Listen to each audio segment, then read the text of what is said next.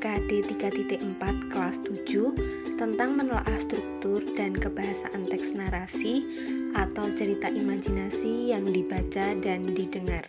Teks narasi atau cerita imajinasi.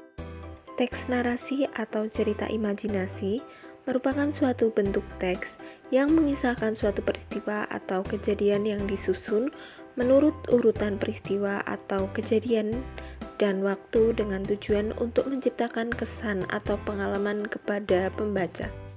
Teks narasi atau cerita imajinasi berbentuk dongeng, cerita pendek, cerita binatang, mitos, dan sebagainya.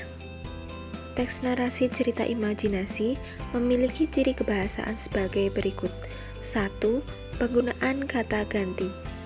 2. Penggunaan kata yang mencerap panca indera untuk mendeskripsikan latar.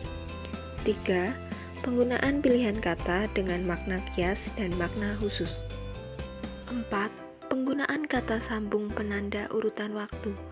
5. Penggunaan kata atau ungkapan keterkejutan. 6.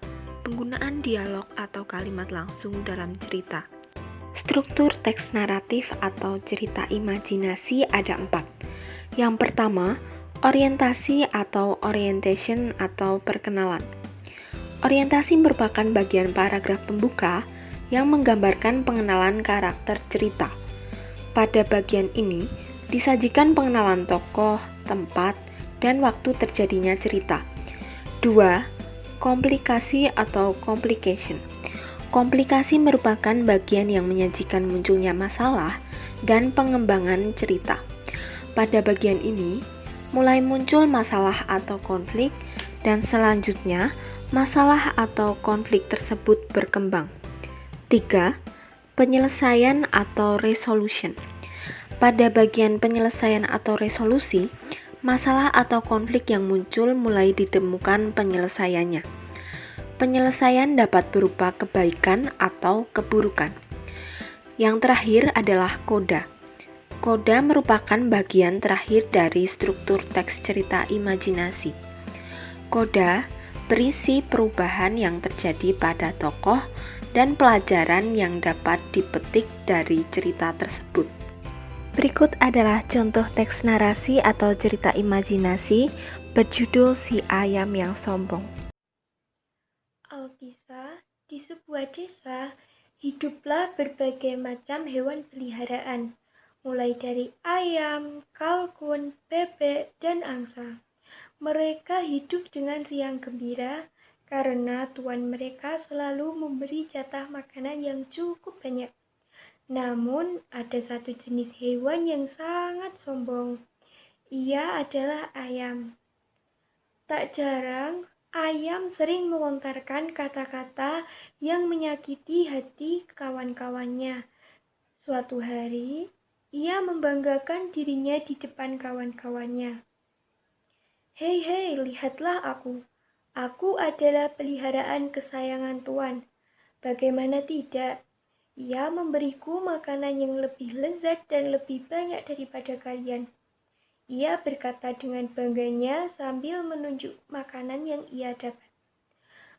Mereka hanya melihat sekilas pada ayam dan tidak menghiraukan kata-katanya. Bagi mereka, sudah biasa ayam berkata seperti itu. Kenapa kalian? Apakah kalian tidak iri kepadaku? Bahkan Tuan sering memandikanku daripada kalian. Makanya aku terlihat jauh lebih cantik dibanding kalian. Yang kotor dan bau, kata ayam sambil tertawa mengejek. Sudahlah ayam, makan saja makananmu, tidak usah banyak bicara. Sahut bebek yang mulai geram. Sudah bebek, tidak usah hiraukan perkataan dia, kata angsa menenangkan. Ya ayam, sudahlah. Kita ini semua sama. Kita sama-sama menjadi hewan peliharaan kesayangan Tuan. Jika Tuan tidak sayang kepada kami, maka kami tidak akan diberi makanan, bukan? Bahkan Tuan juga memandikan kami, walau memang tidak sesering dirimu. Tapi bukankah itu menunjukkan bahwa Tuhan juga menyayangi kami? Jika tidak, pasti kami akan ditelantarkan, kata kalkun. tidak bisa. Yang paling disayang Tuan adalah aku. Dasar kau kalkun jelek, lihatlah makananmu. Itu saja setengah dari makananku, sahut ayam tak mau kalah. Kalkun hanya terdiam tidak menanggapi ucapan ayam. Dasar kalkun jelek, bilang saja kau iri, tambah si ayam. Ia pun berlalu meninggalkan ketiga unggas itu bersama anak-anaknya. Ketiga unggas itu hanya bisa melihat kepergian ayam yang berlalu. Ayam, dia itu selalu saja begitu. Aku tidak suka berteman dengannya. Lebih baik besok kita tidak usah makan bersamanya, kata Bebek dengan sedikit kesal. Iya, lebih baik kita jauhi saja dia, tambah Angsa. Jangan begitu, Bebek, Angsa. Ayam juga teman kita, bukan? Kasihan jika kita menjauhinya. Aku berharap ayam bisa berubah, kata Kalkun berlapang dada sambil melihat kedua temannya. Kenapa kamu baik sekali terhadap ayam, padahal dia sering menyakiti hatimu dengan mengolok-olokmu, kata Angsa kepada Kalkun. Kenapa kau tidak membalas perbuatannya saja, sahut Bebek. Iya memang, tapi tidak baik jika kita membalas seseorang dengan bersikap buruk juga kan. Bagaimanapun dia, kita juga harus bersikap baik, kata Kalkun kepada dua temannya. Hatimu memang sangat baik, Kalkun, sahut Angsa. Hari hampir menjelang petang.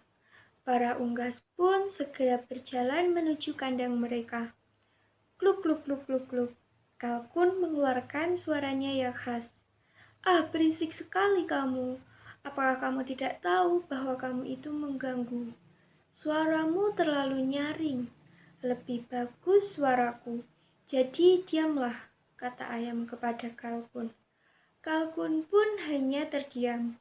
Aku heran, kenapa Tuan membelimu sebagai hewan peliharaan? Sama sekali tidak ada gunanya. Sudah jelek, besar, bau, berisik lagi, kata ayam. Kata-kata tersebut tentunya sangat menyakiti hati Kalkun, hingga ia mulai menangis. Jangan menangis, Kalkun, Angsa mencoba menenangkan. Kau keterlaluan sekali, ayam, kata Bebek yang berada di samping Kalkun. Namun, ayam malah memalingkan wajahnya dan sama sekali tidak mempedulikan kata-kata mereka. Tiba-tiba ayam teringat bahwa anaknya tidak berada di sampingnya. Anakku, teriak ayam. Sang ayam pun segera berlari ke sana kemari. Ia juga sudah mengecek kandangnya, namun tidak ada seorang pun di sana.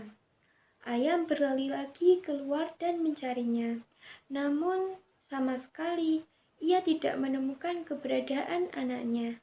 Ia pun mulai khawatir dan menangis. Kalkun, Angsa, dan Bebek menghampiri ayam. Ayam, tenanglah, kami akan membantumu, kata Kalkun menghibur. Kata ayam tidak bisa berhenti menangis. Kenapa kita harus menolongnya? Dia kan selalu bersikap tidak baik kepada kita. Jadi biarkanlah, kata Bebek. Iya betul, lagi pula ini hampir petang. Biarkan saja dia mencari sendiri, sahut Angsa. Kawan-kawan, teman kita sedang kesusahan. Apakah kalian tega membiarkan ayam?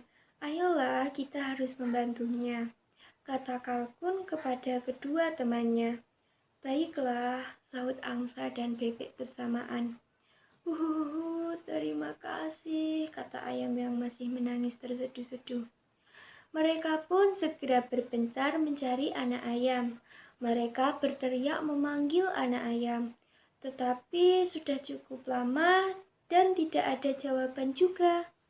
Anak ayam menghilang entah kemana, yang jelas tidak ada di sekitar rumah Tuan dan kandang mereka. Angsa dan Bebek memutuskan kembali menuju kandang karena hari mulai gelap. Namun Kalkun tidak menyerah. Ia tetap berjalan sambil berteriak memanggil anak ayam. Ia sudah berjalan cukup jauh. hingga ia memasuki sebuah perkebunan. Tiba-tiba ia mendengar suara minta tolong. "Piak, piak, piak, tolong aku," kata seseorang yang terjebak di sebuah kantong kresek berwarna hitam. "Anak ayam, kau dicari oleh ibumu," kata kalkun. Bu kalkun, tolong aku takut," kata anak ayam sedih. Kalkun pun segera memikirkan cara untuk menolong anak ayam tersebut. Dengan hati-hati, ia berusaha menolong anak ayam tersebut. Akhirnya, anak ayam dapat keluarkan dari kantong kresek tersebut. "Terima kasih, Bu Kalkun. Aku sangat takut tadi," kata anak ayam yang masih menangis. "Sudah kau sekarang aman, mari kita pulang," ajak kalkun. Mereka pun berjalan pulang menuju kandang. Di sisi lain, ibu ayam sangat gelisah. Sampai saat ini anaknya belum ditemukan. Bahkan seorang pun tidak mengetahui di mana anaknya. Ia hanya bisa berharap kalkun kembali bersama anaknya. Kluk, kluk, kluk, kluk, kluk. Suara khas itu terdengar. Bebek, angsa, dan ayam menoleh ke sumber suara tersebut. Dan benar saja, ada seorang unggas besar berwarna hitam. Ya, itu kalkun dan anak ayam yang berada di sampingnya. "Ibu!" Anak ayam berlari menghampiri ibunya. "Dari mana saja kamu, Nak?" kata ayam sambil memeluk anaknya. "Tadi aku hanya berjalan sebentar, Ibu. Aku melihat seekor kupu-kupu yang sangat indah. Aku mengikuti kupu-kupu itu terbang. Namun ketika berada di sebuah perkebunan, ada seorang anak kecil yang memasukkanku ke dalam kantong ibu, lalu ia membuangku. Aku takut sekali, Bu, karena tidak bisa keluar. Untunglah ada Bu Kalkun yang menemukanku," kata anak ayam yang menjelaskan. Sang ayam pun berterima kasih kepada kalkun karena telah membantunya menemukan anaknya. Ia juga berterima kasih kepada angsa dan bebek. Ayam pun meminta maaf kepada kalkun, bebek, dan angsa atas perbuatannya selama ini. Ayam pun berjanji tidak akan bersikap sombong dan menyakiti hati kawannya. "Terima kasih, kalkun, kamu telah menolongku. Terima kasih juga, bebek angsa. Maafkan aku ya jika selama ini selalu berlaku buruk kepada kalian. Aku berjanji tidak akan mengulangi lagi. Aku harap kalian bisa memaafkan aku dan kita bisa berteman," kata ayam penuh penyesalan. "Sudah ayam, tidak usah dipikirkan lagi. Semua yang terjadi sudah kami maafkan. Benar kan teman-teman?" kata kalkun tersenyum. "Iya betul," kata bebek dan angsa bersamaan. "Terima kasih teman-teman," kata ayam sambil menatap ketiga temannya.